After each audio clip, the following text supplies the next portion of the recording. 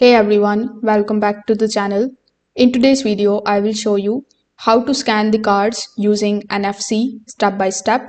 So this is the same method that is used to read the chip-based IDs like passports, national ID cards and EID cards using your phone. So without further delay, let's get straight into it. So first of all, from your Google Play Store or App Store, you need to download and install the NFC scanning application. So once this is done, you are going to see this type of information or interface in front of you. So over here, you just have to click on the scan icon here on the top. After clicking on it, simply click on the option of open. So what this is going to do is it is going to open a scanner in front of you. So you need to put the chip ID in front of it so that it could scan the document and read it.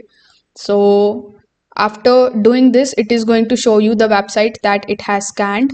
So you can click on it and it is going to redirect you on that particular website which it has scanned. Now, in order to find the NFC chip position on the card, this is where most of the people fail. So the NFC chip is not always in the middle. Usually it's near the top, center or side depending on the ID. So don't move the phone too much. Hold it steady and slowly. Slide your phone across the card until it detects the chip. So after it detects the chip, you just have to basically go to that link and follow further steps.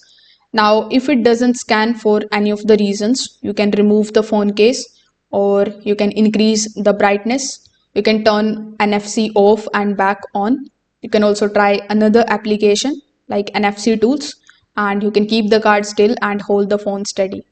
So if this video helped you out, make sure that you like this video and subscribe to the channel. Thanks for watching.